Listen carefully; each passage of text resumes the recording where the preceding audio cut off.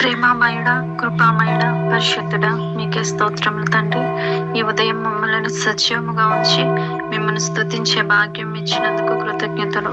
ఈ రోజు పీదలను, యవనస్తులను, వృద్ధులను, చిన్న బిడ్డలను జ్ఞాపకం చేసుకొని ఆదుకొనమని సర్వశక్తిమంతమైన యేసు నామంలో ప్రార్థిస్తున్నాం తండ్రి.